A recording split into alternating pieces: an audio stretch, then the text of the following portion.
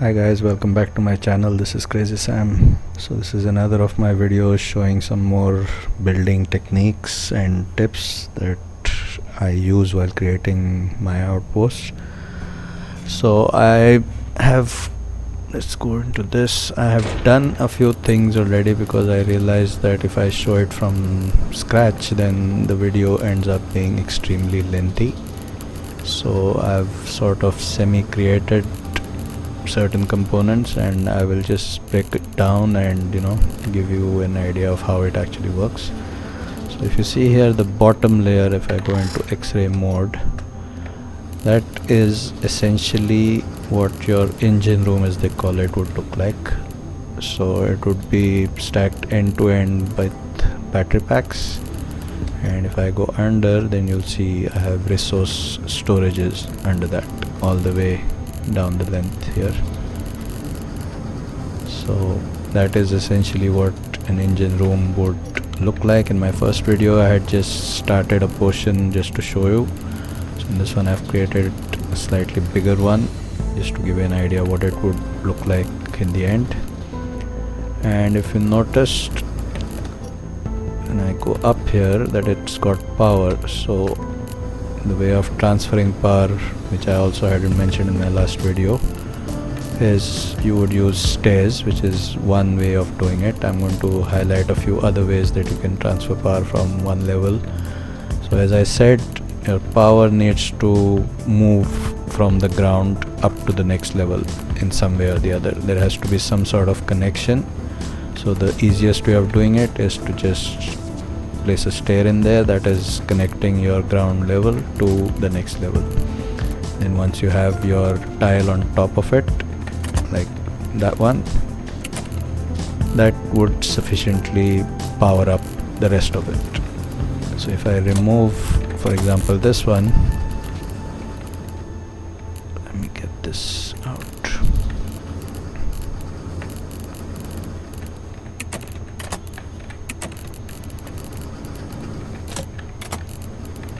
So if you notice now, they've all gone out of power. That's because the base is on top here, the core tower, and the connection has been broken. Since that's the reason why these are showing up as not having power, because I've got your core tower up here, so it's taking this section or this level as your main level. So only when I put a component connecting it to the lower, the power should come back on, like that. So that's the reason why it was giving me that. If I remove this, you just notice all of these get power outage, including your bottommost layer. That's because I had moved the core tower up here. If I move the core tower down, then everything should get back to normal, and then this level gets out of power. That's because I haven't connected the stairs with the tile. So firstly, just to give you an idea again, the stair would be transferring the power from the lower ground level up to the next level, and then you need a single point of connection like that, which would then transfer the power to the rest of the base, or the rest of the components, I should say. So this is level by level. Please keep in mind that every time you go up a level, the same thing has to be repeated. There has to be some connection from that level moving power up to the next one.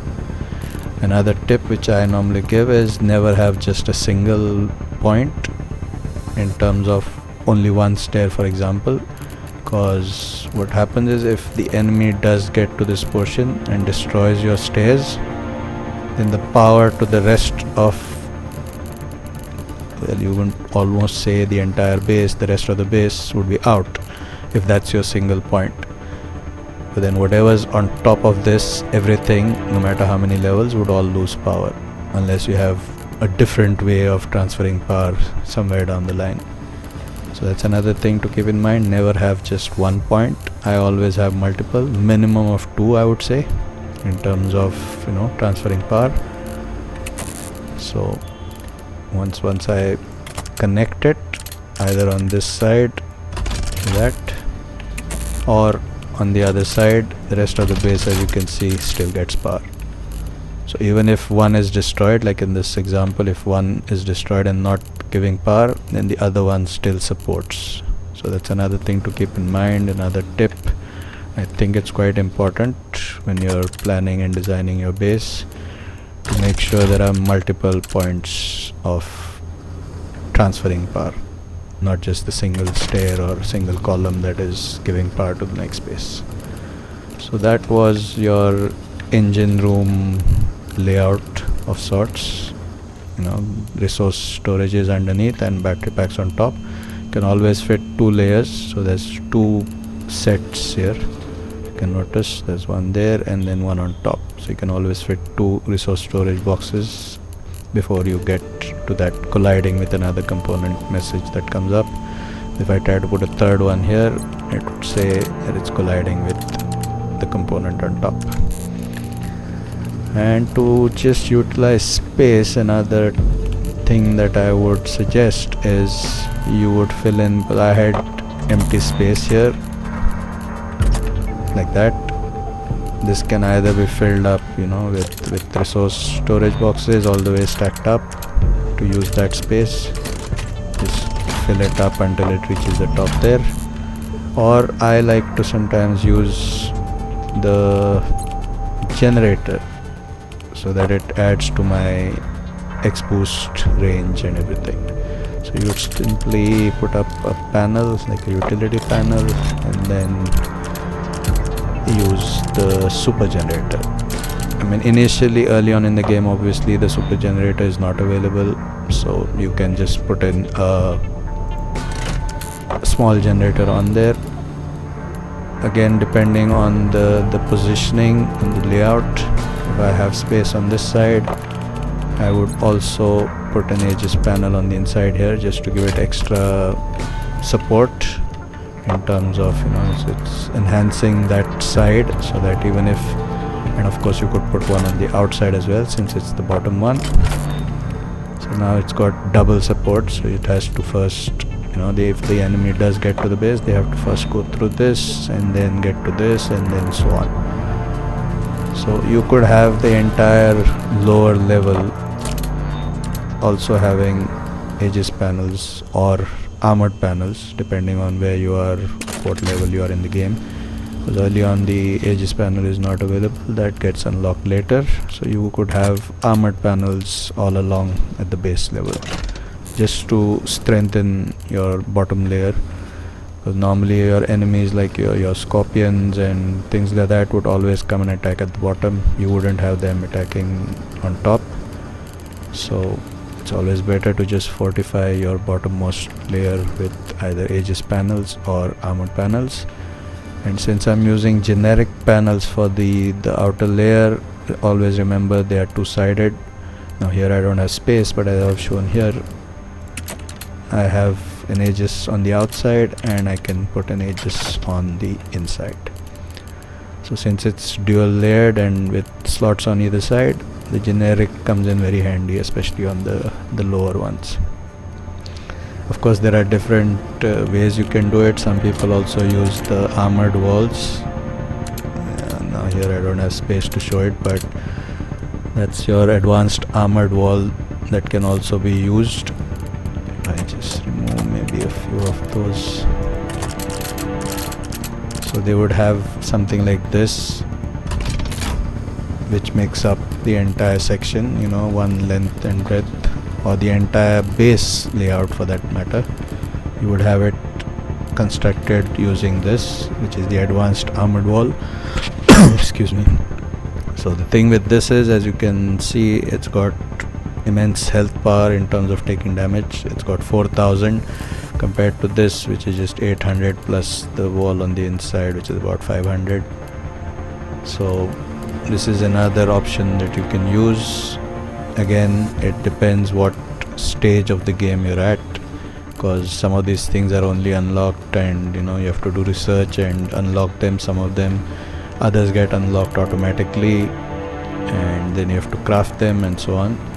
So depending on where you are in the game, you would use different combinations of this. Some people like to use this because of the higher health, but it's a lot trickier to place them next to each other. I mean the placement sometimes can be sort of tricky. It takes a bit of getting used to, because they would stack onto each other, kind of. They would be overlapping. If I can show you here, let me see if I can. Okay, like that. So they would basically interlock in terms of, you know, the space. It's not separated. So there are different ways that you can even take it. I think you can even go a bit further. Let me put this other side. So that's another thing with the slots. As you can see, it auto kind of corrects and things like that, which can get really frustrating at times. You're trying to place it here, but then because of the mouse pointer, it points at another slot and then changes the whole thing. But anyway, so that is another way that you can construct it, is interlocking advanced armored walls all the way, which form the base. And these are also useful because you can stick generators or super generators on there on the outside directly. There are multiple ways people use it. You can even, if I'm not mistaken, put panels on there. Now I'm getting to the boundary, so it's not going to allow me, but you can probably even stick one of these on there in Aegis panel. So I would normally have something like generators on there, so I would have one big generator and maybe a small generator like that, and then have it going along all the way down the length and breadth of the outpost, if I'm using those armored walls to make up the walls instead of using the panels. So it's different ways of doing the same thing. It's just how you want to do it. And yeah, that was that regarding the engine room setup. Now as we come up higher, I've got a few different ways of creating what I call like stacks, which can increase the height in terms of going on to other levels, higher levels. So normal simple, let me see if I have space here. Yeah, I can do it here. So a simple stack is a 4x4, so it's basically 4 panels like that. But then again I have to transfer power to the top of this, because if I just place a tile on top, it's not going to have power coming up to the top. So again, multiple ways of how you can actually transfer power to the top. Some people would use short stairs stacked on each other. That's not going to work here. Let me see.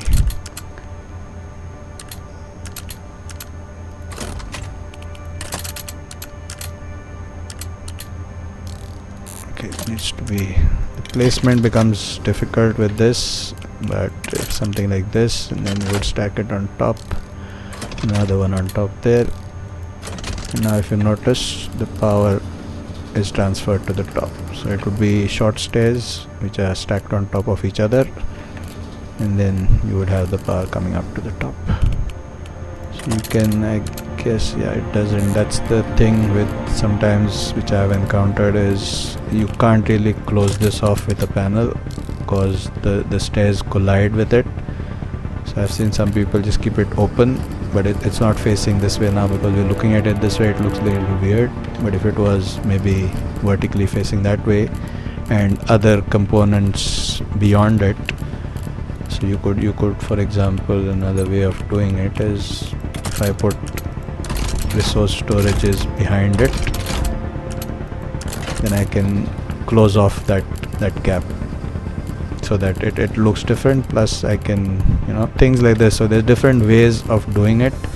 This is just another way. So in case you feel it looks kind of weird, then you can maybe stack resource storages boxes, or even your crates. It's the same thing, it's just the number would differ. So you could have a single stack of this, which would act as a door or a, you know, something like that. So this is all different ways. There are multiple ways of doing it. It's difficult because, like I say, I always build as I go. I'll come up with things like this, small things. So because I can't use a panel, I would do something like this. And it also helps me because if I put storage boxes here, then my material storage value also goes up. So small things like that. So that's one way of doing it, using short stairs. I like to use another which is slightly more well, I can't call it difficult, but it's more things to be done. Is you use a combination of short stairs and utility tiles. Now the advantage for this one is this one would be closed off. I can close it off. I'll show you how. So I would have another stair here and one more stair on top. Now if you noticed, it's coming up as invalid right now, but don't worry about that. That thing will go away once I complete the stack. So now the placement of the stairs is not important. It's just transferring from the bottom layer to the next one and then so on and so forth. So the placement of which direction it should be facing is not really important, as long as it's giving power to the component on top of it. And to close this off, what I use is your regular barriers. So I would have barriers on the edge here, and now if you notice, the moment I put the second one, the invalid should go away like that. You just close off the end, and there you have your stack completed. So I had made another similar one here which I had left open, but I just wanted to show you how I was doing it. So this one is on the opposite side, so I can still close that off because I can see that the barrier is on the side here. And then once I do that, then I can maybe create some sort of a platform like this, as I've shown here. As you can see here, there's a platform created. I remove the guns for now just to give you an idea. And one more tip that I would call it, let me see where the okay.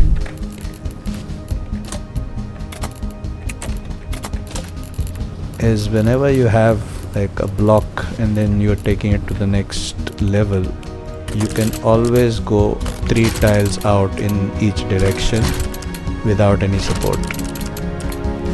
And here I can't do it because I have one of the loader. Let me get that out just to prove the okay. Oh, I've already gone 3, sorry.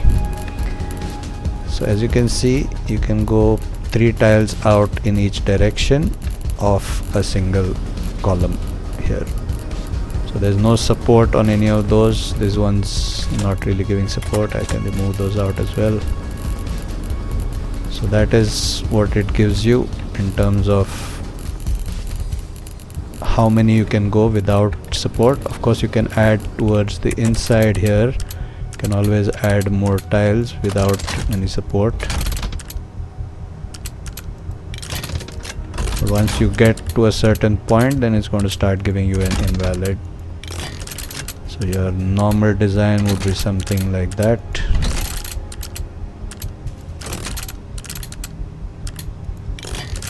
And then also let me get rid of some of that. Remove the invalids. I'll come to that in a while. So something like that. So you would have like 4 and 4 across diagonally, and then diagonally on that side as well. So that is a sort of platform that would be created if you're using just a single column here at the bottom, like a box, whatever you want to call it. This again, if I remove, it's not really giving it any support. It doesn't need it. I can remove all that and you can see that it's still not giving me an invalid. If I try to go further, then it should come up as invalid. So now it needs support. So now it needs some sort of support here, which I can even use something like that. I use door frames as well to give support. Because it gives me access, so I could have it planned differently, and I can maybe even place a weapon behind that, which gives me access. Secondly, if I have some loader, then the loaders can sort of, if I place it, I know this placement is not right, but it's just to give you an idea that this could be facing in the other direction.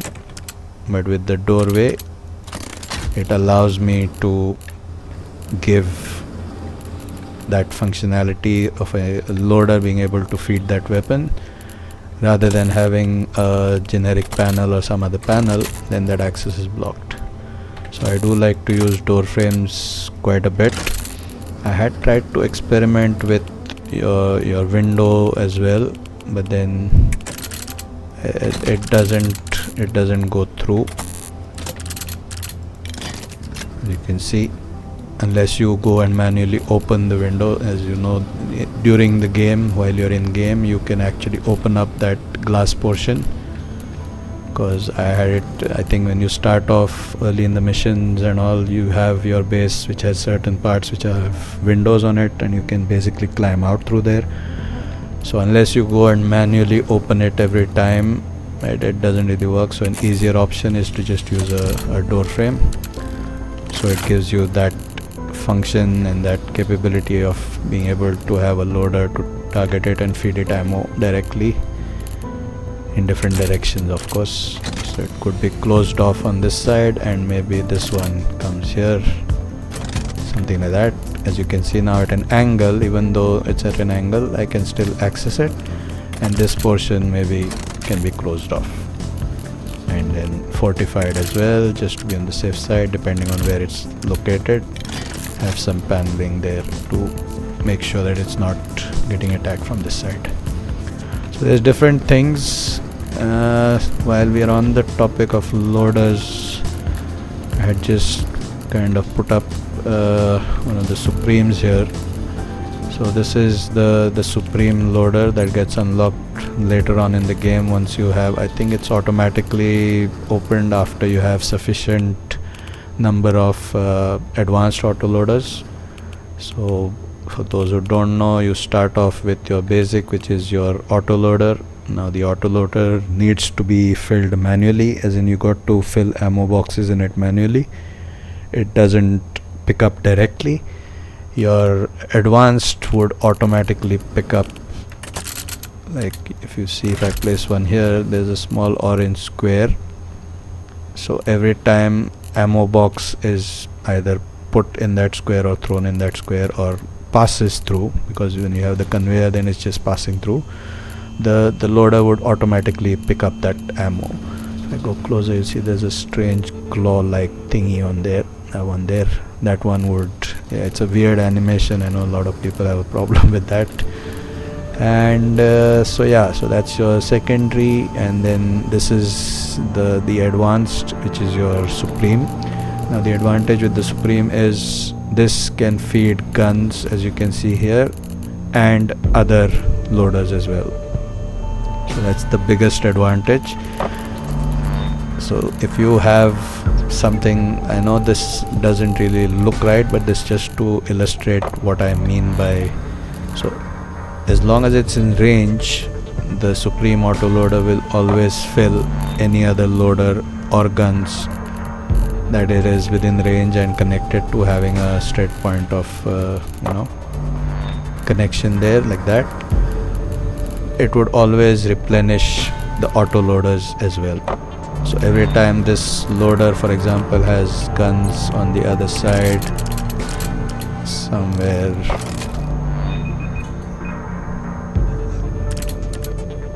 like that, again I'm placing them away just to show.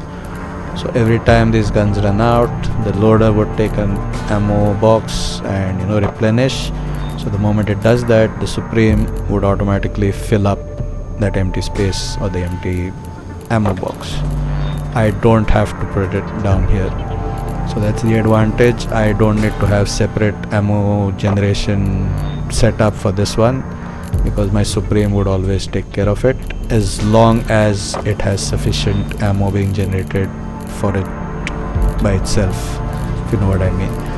So this one is big, like I said. As you can see, it can hold up to 72 ammo boxes at a time and up to 48 artillery shells.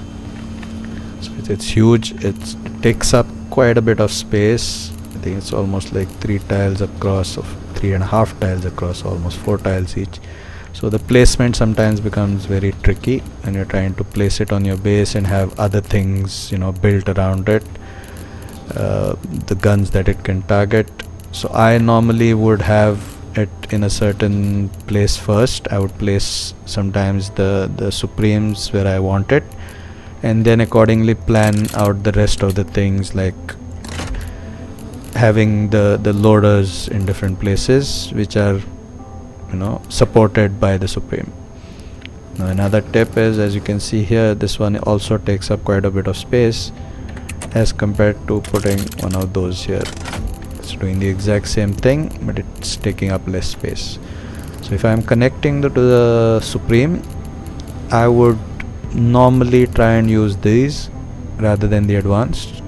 Because I don't have to worry about generating ammo separately, and like I said, just as long as the Supreme gets enough ammo, it's going to keep filling your loaders as well as replenishing ammo for the guns that run out directly. It does not really need a loader. It can do it directly to the guns as well. Guns, big guns, components, all of it, anything, even like your Hellfires and things like that.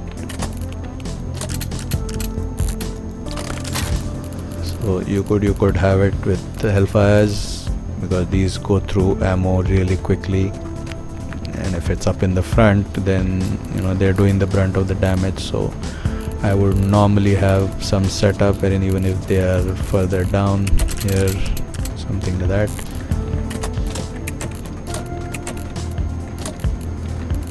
So I would take it up in the front, and then since it's not getting enough coverage, as in it's far away, I would just plop a loader somewhere in between at a different place, and then that would also simultaneously feed these guns and the Hellfire as well. So some sort of setup like this. I know here this is just to illustrate how it would work, and again you can do multiple ways for ammo manufacturing or generation, whatever you want to call it. So you would have something like utility walls with your advanced ammo makers. Now these, as it says here, every 45 seconds it consumes 100 resource and will manufacture an ammo box. So every 45 seconds these will automatically generate an ammo box, each of them.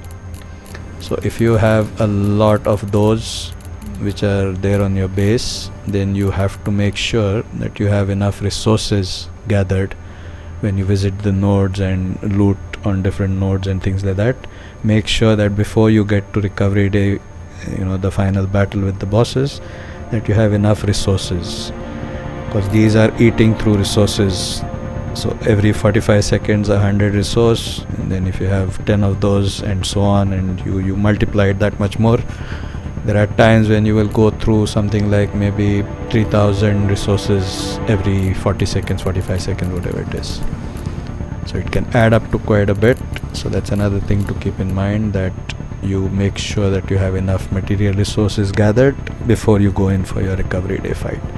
In endless or infinite mode, it's slightly different, because every time you kill enemies the resources also go up, and plus your outpost is gathering. So it's a bit more different in endless, but I'm talking about your normal runs that you do, either city ruins or snow ruins or whatever you want to do.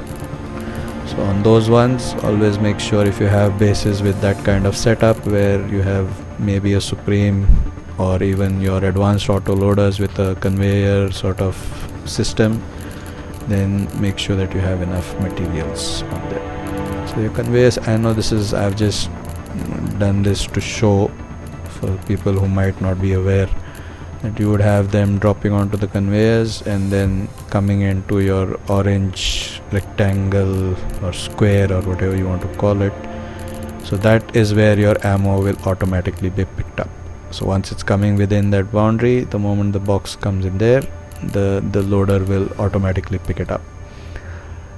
I also like the fact that this doesn't have any animation, even though it's got the claw here like your advanced, but there is no, it's a very funny kind of animation where the claw comes down and picks up the ammo. This one will just automatically take it in. It doesn't have any animation to it.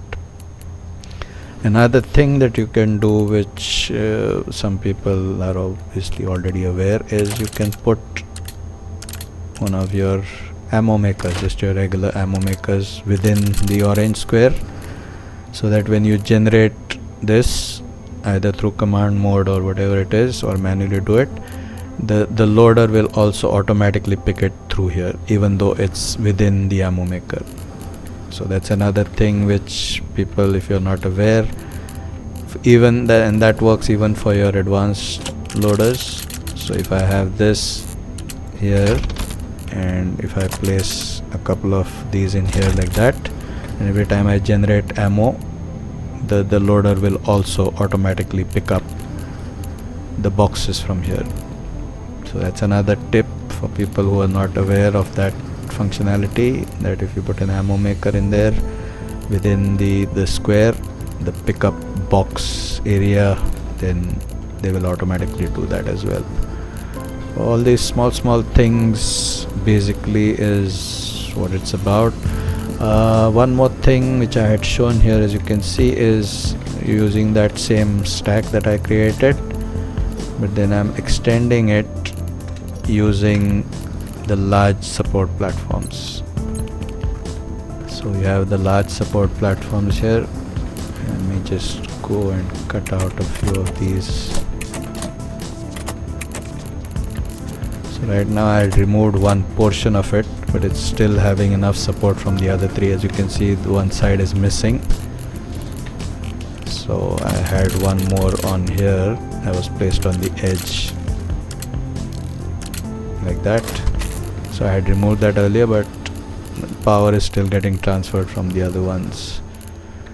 So I have a set of 4 in each direction. I'll show you here. So you got this, and then you got one more. Let me just remove the invalid so it's easier instead of doing it one at a time. So you would have your box or your single box column created like that, which I had shown, and then you would place these on top on the edge, and now you have like a square that can be created. One more thing again to keep in mind is you have to still transfer power from that bottom section up to the top. So in this case I have just used the short stairs variation, so you're just stacking them up one on top of the other and transferring power, so that when I place this on top, the power is enough to get to the top area here. So you would, let me get rid of the X-ray.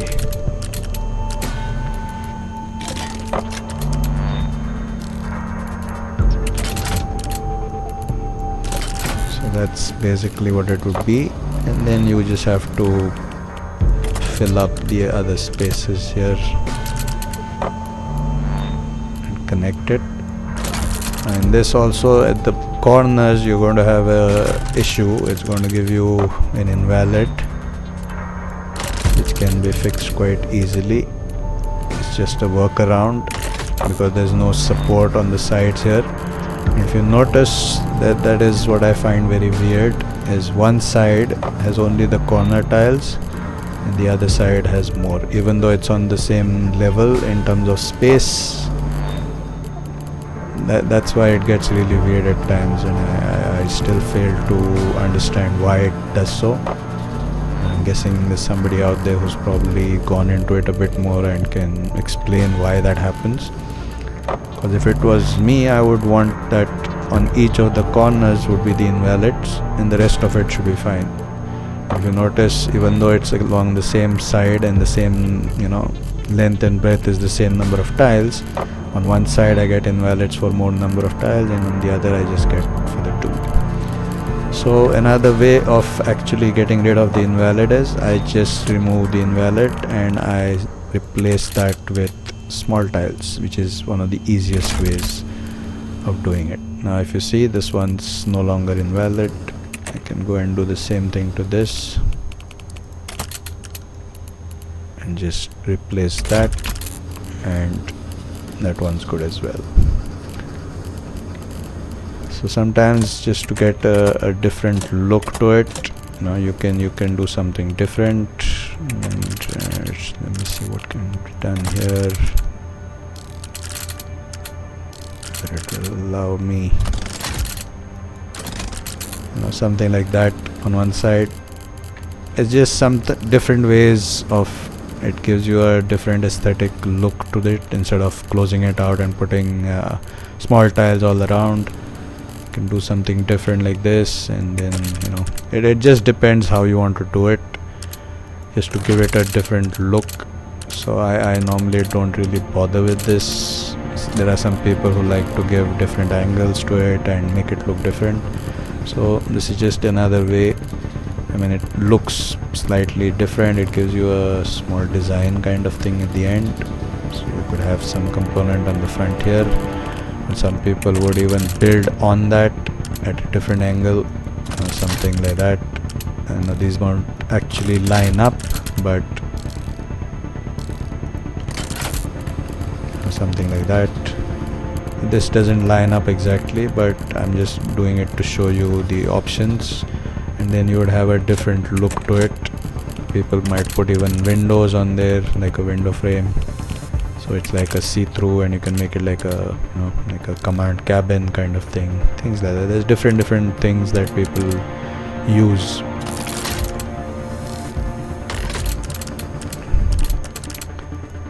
Again, for certain components you will get the invalid and the lacking support. Even though the bottom thing has support, these things on top don't. So yeah, some things are just frustrating at times. I still find it frustrating after doing it for quite a bit now, but if something like that comes up, I just scrap that idea and I'll try something else. So that was with that. I've covered the loader. And as far as the stacks go, of course I had just shown the single, so you can extend that to as many as you want depending how you plan it. So you could have a double one, so that's 2 tiles out. And this one is slightly easier to give power to, because you can just stick a long stair on that. Now a slight problem in that is I cannot again close it out because the stair collides with the panel that I'm trying to place. So if you notice, if I put this on top, so the power is transferring to the layer on top through the stairs, but I can't close this out. My workaround, I can just put a door frame and put a door in there, and then I have a closed off area. The other option, like I had shown, you can just take resource storage boxes behind it, just stack them off, and you can close off that area as well. So it just depends how you want to keep it, how you want it to look. This can even be closed off again, because you can just place a panel on the outside and have that entire thing covered up on all sides. So like I said, different ways of doing it. I'm just trying to show some of the things that can be done. How you want to use it is everyone's preferences, and the creative thought process is different. So it is just up to you how you want to use it. I'm just showing you what can be done. Again, this was done to show, this portion here was done to show how you can increase the height. So you have the bottom layer, but I want the height of the next level to be slightly higher. So what I do is I use barriers to increase the height. You can either use barriers, or you can use the 2 meter short wall, as they call it, which is basically it's a barrier on top of another. It's 2 barriers, and they just if you look at it like this, it's exactly the same thing. There's no difference in the looks. The only thing when you're doing that is, once you place something on top, you have to figure out a way of getting power to the component that's on top. As you can see, there's a power outage here, so that's something that needs to be thought about before you carry further, because otherwise you end up building an entire thing and then you realize that if I place something on top, there's not enough power getting to it. So yeah, small things like this. There's a lot more things. I'm just trying to go a little bit at a time, because even now I think this video has gone quite a bit, I didn't want it to be so long, so I'll stop it at this. I do hope you like the video. If you do, please do like and subscribe to my channel, and I'll see you guys on the next one. Thanks so much for watching. Bye guys.